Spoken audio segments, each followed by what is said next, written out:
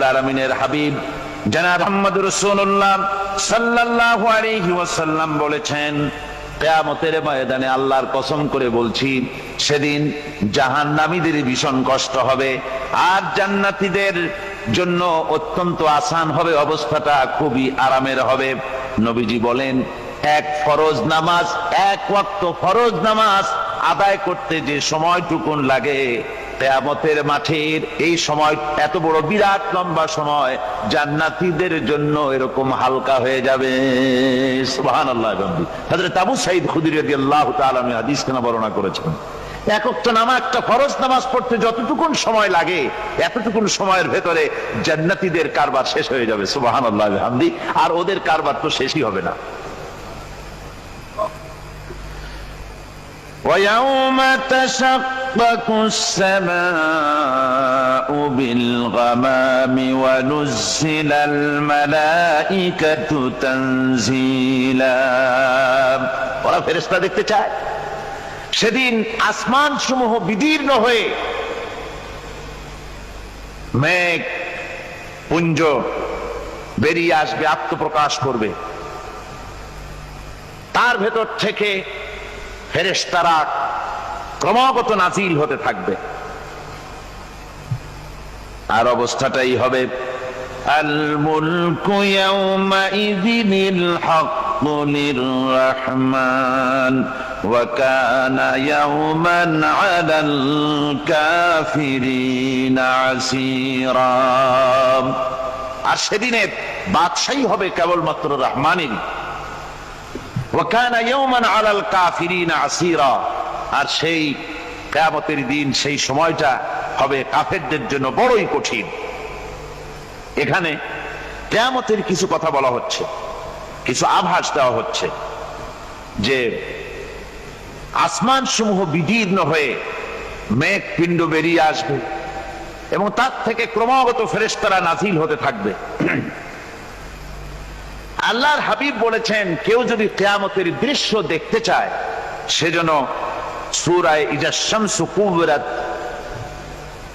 ওয়া ইজা সামাউ ফাতারাত, ইজা সামাউ শাক্কাত, এই সূরাগুলি যেন পড়ে, তাহলে কিয়ামতের দৃশ্য তার চোখের সামনে প্রতিভাত হবে। কিয়ামতের দৃশ্যটা আসলে কেমন হবে সেই সূরাগুলি তেলাওয়াত করলে সে বুঝতে পারবে। যেমন আল্লাহ পাক বলছেন, ইযাস সামাউ ফাতারাত ওয়া ইযাল কাওয়াকিবু তাসারাত ওয়া ইযাল বিহারু ফুজ্জিরাত ওয়া ইযাল কুবুরু বুসিরাত। যখন আকাশসমূহ চূর্ণ বিচূর্ণ হয়ে যাবে আর তারকাসমূহ বিক্ষিপ্ত হয়ে পড়বে, সমুদ্র মহাসমুদ্রগুলি দীর্ণ বিদীর্ণ হয়ে যাবে, কবরগুলি সব উদ্গীরণ করে দেবে, তার মধ্যে যা আছে সে সবগুলি। আবার আল্লাহ পাক বলেন, ইযাশ শামসু কুবিরাত ওয়া ইযান নুজুমুন কাদারাত ওয়া ইযাল জিবালু সুয়্যিরাত। সূর্য যখন ঢেকে যাবে, তারকাগুলি যখন বিপর্যস্ত হয়ে যাবে আর পাহাড়গুলি যখন চালিয়ে দেওয়া হবে, এই দৃশ্য তোমরা দেখতে পাবে। فَإِذَا النُّجُومُ طُمِسَتْ وَإِذَا السَّمَاءُ فُرِجَتْ وَإِذَا الْجِبَالُ نُسِفَتْ। সেদিন অবস্থা এমন হবে, সমস্ত তারকাগুলি স্তিমিত হয়ে যাবে আর আকাশসমূহ দীর্ণ বিদীর্ণ হয়ে যাবে। আর দেখতে পাবে পাহাড়গুলি, সমস্ত পাহাড়গুলিকে উড়িয়ে দেওয়া হবে। আবার অবস্থা আরো কি হবে, فَإِذَا بَرِقَ الْبَصَرُ وَخَسَفَ الْقَمَرُ وَجُمِعَ الشَّمْسُ وَالْقَمَرُ। যখন চক্ষু বিস্ফারিত হয়ে যাবে মানুষের, চাঁদ আর সূর্য নিষ্প্রভ হয়ে যাবে, সব একাকার হয়ে যাবে, চন্দ্র এবং সূর্য তার অস্তিত্বকে হারিয়ে ফেলবে। শুধু তাই নয়, ওয়াহুমিলাতিল আরদু ওয়াল জিবালু ফাদুক্কাতা দাক্কাতাও ওয়াহিদা। জমিন ও পাহাড়গুলির মধ্যে সংঘর্ষ লাগিয়ে দেওয়া হবে, আর তা এক ধাক্কায় জমিন এবং সমস্ত পাহাড়গুলি চূর্ণ বিচূর্ণ হয়ে যাবে। সুবহানাল্লাহ ওয়া বিহামদিহি। আল্লাহ রাব্বুল আলামিন বলছেন এইভাবে করে কিয়ামতের দৃশ্য, বিভীষিকাময় দৃশ্য তোমরা দেখতে পাবে। আর সেদিনের রাজত্বটা কার হবে? আল মুলকু ইয়াউমাইযিনিল হাক্কু লিররহমান।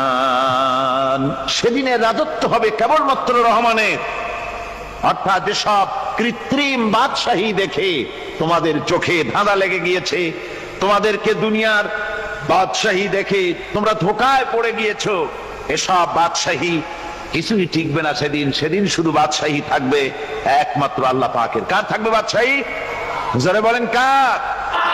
আল্লাহ রাব্বুল আলামিন যখন কিছুই থাকবে না ঘোষণা করবেন লিমানিল মুলকুল ইয়াউম লিল্লাহিল ওয়াহিদুল কাহ্হার। আজকে কার রাজত্ব?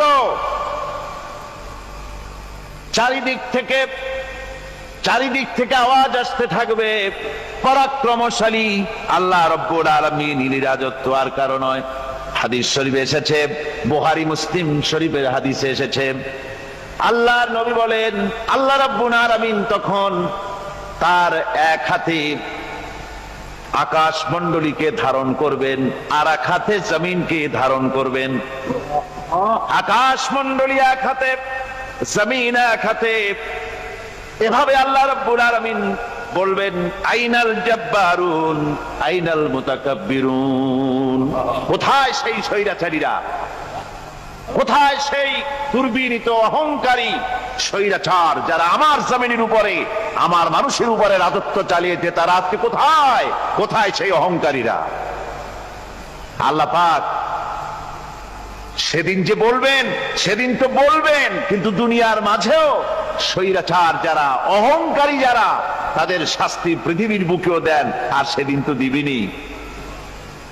কত স্বৈরাচার আমরা দেখলাম, কত অহংকারী দেখলাম, যাদের তর্জনী হেননে লক্ষ কোটি কোটি মানুষ উঠতো আর বসতো। তাদের জিল্লাতির সঙ্গে আল্লাহ রাব্বুল আলামিন কতজনকে বিদায় করে দিলেন। ফুলের মালা নিয়ে কুলাতে পারে নাই, পা থেকে শুরু করে গলা পর্যন্ত ফুলের মালা দিয়া ডুবাই দিল ভক্তরা। আবার আল্লাহ রাব্বুল আলামিন এমন শাস্তি দিলেন, ফুলের মালার পরিবর্তে জুতার মালা নিয়ে জেলের মধ্যে ঢুকাইয়া দিলেন। ঠিক কিনা গণ? অহংকারী আর স্বৈরাচার যারা হয়, আল্লাহ পাক এভাবে তাদের দৃষ্টান্ত দেখিয়ে দেন। আমরা কত দেখলাম, 9 বছরের রাজা 10 বছরের সাজা। পৃথিবীর মুখে যারা অহংকার করে, যারা স্বৈরাচার হয়, আল্লাহর আইনকে যারা বৃদ্ধঙ্গুষ্টি প্রদর্শন করে, আল্লাহ পাক তাদের জমিনেও দেখান। এখানে চূড়ান্ত ফয়সালা আল্লাহ করেন না, আসল ফয়সালার জায়গা তো আছেই, তবে এখানে নমুনা দেখায় দেন। কিন্তু মুশকিল হচ্ছে, ইতিহাসের সবচাইতে বড় শিক্ষা হলো ইতিহাস থেকে মানুষেরা শিক্ষা গ্রহণ করে না। একজনে যে কাম করে বিপদে পড়ে, আর একজন এসে আবার সেই পথেই অগ্রসর হয়, নিশ্চিত মৃত্যুর পথে। আমার বন্ধুগণ, আল্লাহ পাক বলছেন সেই দিন আমার রাজত্ব হবে, আর কারো রাজত্ব হবে না। ওয়া কানা ইয়াওমান আলাল কাফিরিনা আসীরা। আর ওই দিনটা, ওই কিয়ামতের দিন হবে কাফেরদের জন্য সবচাইতে কঠিন। সবচাইতে কঠিন হবে কাদের জন্য? কাফেরদের জন্য। কাফের কারা? কাফের হচ্ছে তারা যারা নাকি আল্লাহর আইনকে অস্বীকার করেছে, আল্লাহকে অস্বীকার করেছে, আল্লাহর আইনকে অস্বীকার করেছে। ওরা কি? কাফের। কুফর শব্দের অর্থ হচ্ছে গোপন করা। এই জন্য অন্ধকার রাতকে আরবিতে কাফের বলা হয়েছে, অর্থাৎ যা সব জিনিসকে অন্ধকার দিয়ে ঢেকে দেয়। তো কুফর হচ্ছে সেই জিনিস যা মহাসত্যকে ঢেকে দেয়, সত্যকে, মহাসত্যকে ঢেকে দেয় যেই জিনিস, সেটাকে কুফর বলা হয়। আর এই কাফের অন্ধকারে ঘুরে মরে, সে কোন আলোর খোঁজ পায় না। আল্লাহ রাব্বুল আলামিন বলেন কাফেরদের কথা এখন শোনাচ্ছেন আল্লাহ পাক। والذين كفروا أولياؤهم الطاغوت يخرجونهم من النور إلى الظلمات। যারা কাফের, যারা কুফরি অবলম্বন করেছে, তাদের সাহায্যকারী আর পৃষ্ঠপোষক হচ্ছে তাগুত।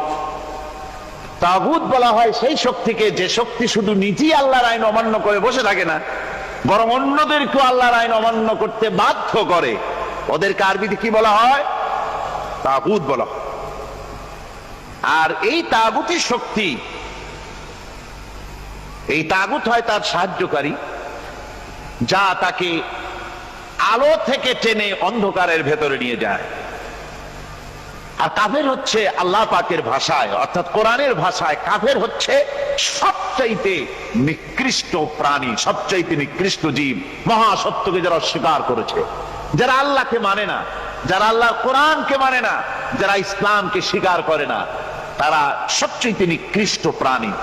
আল্লাহ রাব্বুল আলামিন বলেন, ইন্না শাররাদ দাওয়াবি ইনদাল্লাহিল্লাযীনা কাফারু ফাহুম লা ইউমিনুন। নিশ্চয়ই আল্লাহর জমিনে সব বিচরণশীল জীব যত আছে, আল্লাহ বলছেন আমার জমিনে বিচরণশীল জীব যত আছে তার মধ্যে সবচাইতে নিকৃষ্ট প্রাণী হলো যারা ঈমান আনে নাই, যারা বিশ্বাস করে না আমি আল্লাহকে, যারা পরকালকে বিশ্বাস করে নাই, যারা কোরআনকে বিশ্বাস করে নাই, যারা ইসলামকে বিশ্বাস করে নাই, পৃথিবীর মধ্যে তারা সবচাইতে নিকৃষ্টতম প্রাণী। আল্লাহ বলেন শুধু নিকৃষ্ট জনক, নিকৃষ্ট প্রাণী বললেই সারে না, এরা হলো চতুষ্পদ জানোয়ারের মতো। কে বলতেছেন? আমি বলছি না, কিন্তু আল্লাহ পাক বলতেছেন চতুষ্পদ জানোয়ারের মতো কাফেরেরা। وَمَثَلُ الَّذِينَ كَفَرُوا كَمَثَلِ الَّذِي يَنْعِقُ بِمَا لَا يَسْمَعُ إِلَّا دُعَاءً وَنِدَاءً। এই কাফেরদের দৃষ্টান্ত হচ্ছে সেই রাখালের মতো, যে রাখাল তার পশুদেরকে ডাকে, আর ওই পশুরা একটা ডাক শোনে মাত্র, কিন্তু কি যে বলে তা তো পশুতে বোঝেন। কথা বুঝতে পেরেছে? সুম্মুন বুকুমুন উমিয়ুন ফাহুম লা ইয়াকিলুন। এরা বোবা, এরা বধির, এরা অন্ধ, এ কারণেই কোনো কথা বোঝে না। এরা চতুষ্পদ জানোয়ারের চাইতেও নিকৃষ্ট। যাদেরকে আমি আল্লাহ বলেন, যাদেরকে আমি চোখ দিলাম, চোখ থাকতে হক দেখলো না, সব দেখলো। হক দেখে নাই চোখ দিয়া, এই চোখ দিয়া সব দেখলো। নারীর সৌন্দর্য উপভোগ করলো, আর নারীর অঙ্গ প্রত্যঙ্গ নিয়ে নানা ধরনের গল্প লিখলো, কবিতা লিখলো, কিন্তু এই সৌন্দর্য যিনি দিলেন তারেও চিনল না। আছে না কত কবি আমাদের দেশে? আমার দেশের সেই কবি জাতীয় পুরস্কার পায় যে কবি নারীর বিশেষ বিশেষ অঙ্গ নিয়ে বেশি করে নির্লজ্জ কবিতা লিখতে পারে, ওই হলো সবচেয়ে বড় কবি। আমার বন্ধুগণ, একজন বুজুর্গ ব্যক্তি তিনি পথ দিয়ে যাচ্ছিলেন, তো সে পথে এক সুন্দরী যুবতী মেয়েকে দেখে সেই যুবতী মেয়ের দিকে এই বুজুর্গ ব্যক্তি এক নজরে তাকায় আছে। তখন এই ঘটনাটাকে কবি এভাবে লিখতেছেন সাজায়, একদা সুখদায়ক প্রমোদা বদন দর্শন করিব ঝরিল নয়ন, হেসে কহে সে রূপসী সবিস্ময় মন, কহ দেখি মহাশয় কহ কি কারণ, বিষয় বিরাগী তুমি ভুবনে প্রচার, কি হেতু জন্মিল তব মানস বিকার, সামান্য ললনা রূপ করি দর্শন, উচিত না হয় তব অশ্রু বরিশন। বুজুর্গ ব্যক্তি ওই মহিলার দিকে তাকিয়ে তাকিয়ে কাঁদতেছেন। সুন্দরী মহিলা বলেন, আল্লাহর বুজুর্গ বান্দা, আপনি এলাকার ভিতরে বুজুর্গ এবং পীর হিসাবে, বুজুর্গ ব্যক্তি হিসাবে আপনি বিখ্যাত। আজকে আমাকে এখানে দেখে আপনি আমার দিকে তাকায় আমার রূপ উপভোগ করতেছেন আর কাঁদতেছেন। আপনার মতো সংসার বিরাগী মানুষ আমার মতো একটা সুন্দরী মেয়েকে দেখে এভাবে কাঁদা ঠিক না। বুজুর্গ ব্যক্তি বলছেন, হেসে কহিলাম বালে করহ শ্রবণ, নেত্র ঝরে তবু হেতু ভেব না এমন, যে শিল্পী রচিল ওই সুধাংশু বদন, তাহার তরে ঝরে নেত্র নয়নে জীবন। আল্লাহর বান্দি, আমি তোমাকে দেখি কান্দি না, আমার চোখে পানি বেরিয়ে গেছে। তোমারে দেখে আমি মনে মনে ভাবলাম, এত সুন্দর করে যিনি মানুষ বানিয়েছেন না জানি ওই আল্লাহ রব্বুল আলামিন কত বড় সুন্দর। আমার ভাইরা, সুতরাং চোখ থাকতে ওরা আল্লাহ রাব্বুল আলামিনের কুদরত ওরা দেখে নাই, কান থাকতে কোরআনের আওয়াজ ওদের কানের মধ্যে ঢোকে নাই, বিবেক থাকতে আল্লাহর দ্বীনকে বুঝতে পারে নাই, চিন্তা করতে পারে নাই। আল্লাহ রাব্বুল আলামিন বলেন, উলাইকা কাল্লানাম, এরা হলো চতুষ্পদ জানোয়ার, বালহুম আদাল, শুধু জানোয়ার না, জানোয়ারের চাইতেও নিকৃষ্ট। এমনই জানোয়ার, আল্লাহ বলেন শুধু জানোয়ার না, জানোয়ারের মতো শুরু খায় জনমের মতো। ওয়াল্লাযীনা কাফারু ইয়াতামাত্তাউনা ওয়া ইয়াকুলুনা কামা তাকুলুল আনআম। এই কাফেরগুলির কাম শুধু ফুর্তি করা, গান বাজনা, নাটক, গল্প, এই সব কাজ তাদের। নামাজ নাই, রোজা নাই, আল্লাহর চিন্তা নাই, তাহাজ্জুদ নাই, পরহেজগারি নাই, শুধু গান আর নাচ। দেখেন না ফুর্তি। এই যে 1 জানুয়ারি রাত 12টার সময় আমার ঘুম ভেঙে গেল, এই যেখানে আমি ছিলাম, বিকট আওয়াজ। আমি মনে করলাম পাশের বাড়ি বুঝি ডাকাত পড়ছে। পরে বাড়িওয়ালা আমাকে বললেন যে ডাকাত না, বোধহয় এই নিউ ইয়ার সেলিব্রেট হচ্ছে, নতুন বৎসর উদযাপন হচ্ছে, বোমা দিয়ে শহরবাসীর আরামের ঘুম হারাম করে এগুলি করা হচ্ছে। এ তো গেল 1 জানুয়ারি। আর যখন আমাদের নিজেরটা যখন আসে, অর্থাৎ 1 বৈশাখ, তখন দেখছেন অবস্থা 1 বৈশাখে। এবছর আমাদের দেশে 1 বৈশাখে ঢাকায় যে দৃশ্য আমি টিভির মধ্যে দেখলাম, তাতে আমার মনে হয়নি যে 12 কোটি মুসলমানের দেশে রাজধানীতে এই দৃশ্য হচ্ছে। আমার মনে হচ্ছিল এটা বুঝি কলকাতা অথবা অন্য কোন শহর হবে। আমি দেখলাম সমস্ত যুবক যুবতী, নারী পুরুষ, বিভিন্ন বয়সের লোক সব একসঙ্গে রাস্তায় নেমেছে, নাচতেছে। তার মধ্যে বুদ্ধিজীবী আছে, শিক্ষিত লোক আছে, সমানে নাচতেছে। আর তাদের মুখোশ পরা, বানরের মুখোশ, কুকুরের মুখোশ, শূকরের মুখোশ, ঘোড়ার মুখোশ, পাতি শিয়ালের মুখোশ, এই মুখোশ পরে এভাবে নাচতেছে। আমি চিন্তা করলাম, নববর্ষের সাথে কুত্তার মুখোশের সম্পর্ক কি? নববর্ষের সাথে পাতি শ্রীগালের মুখোশের সম্পর্ক কি? তাহলে ওরা কি বলতে চায় যে আগামী বছরটা আমরা কুত্তার ভূমিকায় অ্যাক্টিং করব, অথবা শ্রীগালের মতো ধূর্তামি করব জাতির সাথে? তারপরে কি করলো? সকাল বেলায় যুবক যুবতী 1 বৈশাখ সূর্য উদয়ের আগে রমনা লেকের পাড়ে গিয়ে সব দাঁড়িয়েছে বাসন্তী রঙের শাড়ি পরে। তারপরে সেখানে দাঁড়িয়ে সূর্য উদয়ের পানে তাকিয়ে সকাল বেলায় ভাবে করজোর করে বলছে, এসো হে নববৈশাখ স্বাগতম হে। নববৈশাখ অলক্ষে বোধহয় এটা শুনে বলতেছে, বাবাজিরা আমারে ডাকতেছো, অপেক্ষা করো, আমি আসতেছি। আমারে ডাকতেছো, আমি আসতেছি, কোমরে গামছা বেঁধে আসতেছি, 225 মাইল স্পিডে আসতেছি, 30 ফুট উঁচু জলোচ্ছ্বাস নিয়ে আসতেছি, নববৈশাখের মজা সাত চাকায়। আমার ভাইরা, মুসলমান নববর্ষ উদযাপনের সাথে মুসলমানের কিসের সম্পর্ক? মুসলমান যদি এই দিন উদযাপনই করে, তাহলে তাকে করতে হবে ফজরের নামাজ পড়বে। মুসলমান নববর্ষ উদযাপন করবে, ফজরের নামাজ পড়বে, তারপরে কোরআন শরীফ তেলাওয়াত করবে, দরুদ শরীফ পড়বে, আল্লাহর দরবারে হাত তুলে বলবে রব্বুনা রাব্বিন, একটি বছর পার করে দিলাম, নাফরমানি ছাড়া কিছুই তো করি নাই, বিগত বছরে যা করেছি মাফ করে দাও, আগামী বছরটা গোটা জাতি আর দেশের জন্য কল্যাণকর মঙ্গলময় করে দাও। এটাই তো বলা উচিত ছিল নাকি বলে, তা না করে, তা না বলে,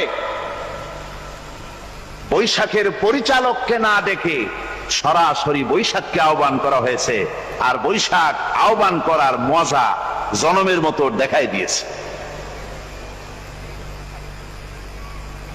আল্লাহ রাব্বুল আলামিন তাই বলেন, কাফেররা তাদের কাজ হলো শুধু খাওয়া, তারা এমন খাওয়া খায় জনমের মতো খায়, ইয়াকুলুনা কামা তাকুলুল আনাম, জানোয়ারে যেমন খায় ওই রকম খায়, তার মানে খায় একটু বিসমিল্লাহ কয় না, খায়া যখন ছেড়ে দেয় তখন আলহামদুলিল্লাহ বলে না, বাহাত দিয়ে খায়, আবার বাহাত দিয়ে খায়, ডাব একটা কাটলো বিসমিল্লাহ নাই, খাইলো, 2-4 ঢোক খাইয়া পুরা ডাবটার ফেলাই দিল, ডাবটা কি তোমার বাজান তৈরি করছিল নাকি? একটু বিসমিল্লাহ বললা না, একটু শুকরিয়া আদায় করলাম। আমি গত এই ডিসেম্বর গেল, ডিসেম্বরের 16 তারিখ আমেরিকা থেকে এসেছি, ওখানে দেখলাম তারা প্রতি নভেম্বর মাসের শেষ বৃহস্পতিবার থ্যাঙ্কস গিভিং ডে অবজার্ভ করে। তা আমি জিজ্ঞেস করলাম থ্যাঙ্কস গিভিং ডে জিনিসটা কি? ওরা বলল এটা হচ্ছে এই যে গড আমাদেরকে সারা বছর ভালো খাওয়াইছে, আমাদেরকে ভালোভাবে পড়াইছেন, সুন্দর রেখেছেন, এই জন্য আমরা গডকে থ্যাঙ্কস দেই নভেম্বরের এই শেষ দিনটিতে। সারা বছরে ভালো খাইছি, ভালো থাকছি, এই জন্য গভর্নমেন্টকে মানে গডকে থ্যাঙ্কস দিলাম। আমি আমার আলোচনায় সেখানে বললাম যে দেখেন, রাশিয়ার সাথে আমেরিকার পার্থক্য তো এখানে, ওরা গডকে অস্বীকারই করেছে, গডই মানে না, আর এরা গডের নামাজ রোজা বা ইবাদত কিছু করুক আর না করুক, গডের অন্তত একটা ধন্যবাদ দেয়। ওরা ওদের ডলারে লিখেছে ইন গড উই ট্রাস্ট, প্রত্যেকটা ডলারে লেখা আমরা গডে বিশ্বাস করি। তো শুকর আদায় করলে তো আল্লাহ বাড়িয়ে দিবেন। আল্লাহ রাব্বুল আলামিনের সুন্নাত হলো শুকর যদি কেউ আদায় করে আল্লাহ বাড়িয়ে দেন। লা ইন শাকারতুম লাযীদান্নাকুম ওয়া লা ইন কাফারতুম ইন্না আযাবী লাশাদীদ। আমার নিয়ামতের শুকর যদি আদায় করো আমি বাড়ায় দেব, আর যদি নিয়ামতের শুকর আদায় না করো তাহলে মস্ত বড় শাস্তি তোমাদের জন্য রেখেছি। তো আমেরিকা শুকর আদায় করে নিজেরা খাইয়া, কিন্তু ওদের জমিন হলো বিশাল জমিন। আমি কয়েকবার গিয়েছি এবং বহু স্টেট সফর করেছি। ওদের জমিন এত ফার্টাইল, জমিনে যদি রীতিমতো তারা ফসল ফলাতো, এই ফসল সারা দুনিয়ার দরিদ্র ভূমুক্ষ জনতাকে খাওয়াইয়া বাঁচাইতে পারত, কিন্তু ওরা তা করে না। ওরা করে কি? ওরা মুনাফার হার, বাজার দর ঠিক রাখার জন্য নির্দিষ্ট পরিমাণ জমিনে ফসল ফলায়, কিন্তু জমিন এতই উর্বর ওদের মেজারমেন্ট করা, মাপ করা, হিসাব করা ফসল হয় না, ফসল হয় বেশি। তখন বাড়তি ফসলকে তারা প্রতি বছর লক্ষ লক্ষ টন আলু আর গমকে তারা সমুদ্রে নিক্ষেপ করে। তাদের আলু এবং গম সেই সময় তারা নিক্ষেপ করে সমুদ্রে যখন ইথিওপিয়া, সুদানে মানুষ না খেয়ে মরছে। পৃথিবীর বিভিন্ন দেশে মানুষ ক্ষুধার যন্ত্রণায় যখন চিৎকার করছে, আর তাদের এই চিৎকারে আকাশ বাতাস ভারী হয়ে যাচ্ছে, তখন ওরা এই কামটি করছে। তাই আমি ওই প্রথম দিন বলেছিলাম যে রাশিয়া যেমন খান খান হয়েছে, অস্তিত্ব বিলুপ্ত হয়েছে আল্লাহর সাথে নাফরমানি করার কারণে। আপনারা বলতে পারেন কমিউনিজম কি একটা সহজ ব্যাপার? একটা বিরাট শক্তি, পৃথিবীর বুকে কত দেশ তারা ডমিনেট করতেছিল, কোনো যুদ্ধ নাই, কোনো রক্তপাত নাই, বিনা ধাক্কায়, বিনা বাতাসে, বিনা ঝড়ে বিশাল মহিরুহু চিৎপটাং। এটা হলো কেন? কেন হলো রাশিয়ার এই দশা? আমি লালদিঘির ময়দানে বলে গেছিলাম, আমি চিন্তা করে যেটা পাইছি সেটা হচ্ছে দুনিয়ার সমস্ত মতবাদ আল্লাহকে কোনো না কোনো প্রকারে স্বীকার করে। তার কথা মানুক আর না মানুক, আছে একটা কিছু, এতটুকুন বলে যে আল্লাহ আছেন বা গড আছে বা একটা কিছু আছে। কমিউনিজম, সমাজতন্ত্র হলো পৃথিবীর একমাত্র নিকৃষ্ট মতবাদ, যে মতবাদ সরাসরি আল্লাহকে অস্বীকার করেছে, বলেছে আল্লাহ নাই, দেয়ার ইজ নো গড। তারা ধর্মকে আফিম বলেছে। আল্লাহ পাক তাই কোন যুদ্ধ ছাড়া, কোন মারামারি ছাড়া, কোন রক্তপাত ছাড়া এই বিশাল শক্তিকে উৎকারে উড়িয়ে দিলেন, তুলার মতো হয়ে, গোটা রাশিয়া তুলার মতো হয়ে, পেঁজা তুলা, ধোনা তুলার মতো হয়ে সব উড়ে চলে গিয়েছে, অস্তিত্ব বিলুপ্ত হয়ে গিয়েছে। কিন্তু আমাদের দেশের খুচরা কমিউনিস্টরা এখনো স্বপ্ন দেখে। ওই যে কালকে বলেছি, তারা বলে কলমের খোসা এটা এখনো নষ্ট করা যাবে না, এটা এখনো চালু করা হবে, এখনো চীনে আছে, এখনো কিউবায় আছে। ওই কিউবা থেকে, চীন থেকে ফিদেল কাস্ট্রোর একটু আওয়াজ শোনে, চীন থেকে মিস্টার ব্যাং না কি জানি না, ব্যাং এর আওয়াজ শোনে, আর তাই মনে করে এ বুঝি সমাজতন্ত্রের বিজয়ের গান। না, চীন থেকে আর কিউবা থেকে যে আওয়াজ আজকে উঠতেছে, এই আওয়াজ সমাজতন্ত্রের বিজয়ের আওয়াজ নয়, এটা হলো সমাজতন্ত্রের মরণ যন্ত্রণার গোঙানির আওয়াজ। কাজী এরা দুনিয়ার বুকে শুধু আনন্দ এবং ফুর্তি করে, আল্লাহর হককে, আল্লাহকে চিনতে তারা ব্যর্থ হয়েছে। আল্লাহ রাব্বুল আলামিন বলেন, অবিশ্বাসীদের কৃতকর্ম, তাদের কাজগুলি, তাদের কর্মফল সব নিষ্ফল হয়ে যাবে। ওয়াল্লাযীনা কাফারু আ'মালুহুম কাসারাবিন বিকিআতিন ইয়াহসাবুহুল যামআনু মা। আল্লাহ পাক বলেন, কাফের যারা, অবিশ্বাসী যারা, যারা আমাকে অস্বীকার করেছে, অবিশ্বাস করেছে, তাদের আমলগুলি হলো মরুভূমির মধ্যে মরীচিকার মতো। মরুভূমির মরীচিকা, মানুষ যখন মরুভূমির ভিতর দিয়ে যায়, পানির পিপাসা লাগে, দূরে দেখে পানি চিকচিক করতেছে, আর ওই মরীচিকা যেটাকে সে পানি মনে করেছিল, হাত্তা ইযা জাআহু লাম ইয়াজিদহু শাইআ, যেটাকে সে পানি মনে করে ছুটতেছিল, যখন কাছে গেল, আল্লাহ পাক বলেন কিছুই সেখানে পায় না, শুধু মরীচিকা, বালু আর বালু। এরকম করে যারা আমার দিনকে অস্বীকার করেছে, আমাকে অস্বীকার করেছে, তারা যত ভালো কাজ করুক আর যাই করুক না কেন, তাদের কৃত কর্মগুলি এভাবে সব নিষ্ফল। এ হলো এক কথা। 2 নম্বরের কথা হলো, ওরা মনে করেছিল সমাজতন্ত্র শান্তি দেবে, কমিউনিজম শান্তি দেবে, সোশ্যালিজম শান্তি দেবে, ক্যাপিটালিজম শান্তি দেবে। এই শান্তির চিন্তা করে অগণিত মানুষকে হত্যা করে সমাজতন্ত্রের রাজত্ব যখন কায়েম করলো, 70 বছর চলে গেল, তারপরে তারা দেখলো হাত্তা ইযা জাআহু লাম ইয়াজিদহু শাইআ, কিচ্ছুই পেল না। তারা ক্ষুধার যন্ত্রণায় মরলো, কাপড় নাই, খাবার নাই। তারা ওই রাশিয়া থেকে, চেকোস্লোভাকিয়া থেকে, যুগোস্লাভিয়া দিয়া, রোমানিয়া থেকে, হাঙ্গেরি এবং পোল্যান্ড আর মঙ্গোলিয়া থেকে, সেখানে সমাজতন্ত্র তাড়াতে আমরা যাই নাই। আমরা সেখানে সমাজতন্ত্রের বিরুদ্ধে তাফসীর করি নাই, ব্যাখ্যা করি নাই, বক্তব্য রাখি নাই।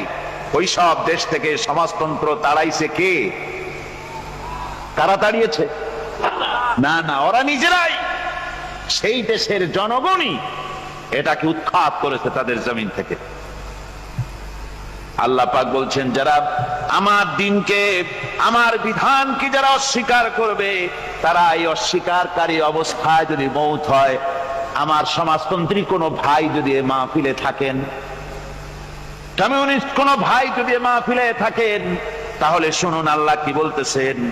আল্লাহর দিনকে, আল্লাহর কোরআন, পূর্ণাঙ্গ জীবন বিধান, অর্থনীতি আছে, সমাজনীতি আছে, রাজনীতি আছে, কথা যারা বিশ্বাস করে না, কোরআনকে শুধুমাত্র নামাজ, রোজা, হজ, যাকাত আর বেহেশত দোজখ যারা মনে করে, জীবন ব্যবস্থা মনে করে না, এই অবস্থায় যদি মারা যায়, আল্লাহ রাব্বুল আলামিন বলেন ইন্নাল্লাযীনা কাফারু ওয়া মাতু ওয়া হুম কুফফারুন উলাইকা আলাইহিম লানাতুল্লাহি ওয়াল মালাইকাতি ওয়ান নাসি আজমাইন। আল্লাহ রাব্বুল আলামিন বলেন, আমাকে অস্বীকার করার অবস্থায়, আমার দ্বীনকে, বিধানকে অস্বীকার করার অবস্থায় যদি মউত হয়ে যায়, তাহলে আল্লাহ, ফেরেশতা এবং তামাম পৃথিবীবাসীর অভিসম্পদ তার উপরে হতে থাকে, লানত হতে থাকে। খালিদিনা ফিহা লা ইউখাফফাফু আনহুমুল আযাবু ওয়া লা হুম ইউনজারুন। এই অভিসম্পদ অবস্থায় তারা সব সময় লিপ্ত থাকবে, না তাদের আযাবকে কমায় দেওয়া হবে আর না তাদের কোন রকম অবকাশ দেওয়া হবে। এখন আরো মজবুত কথা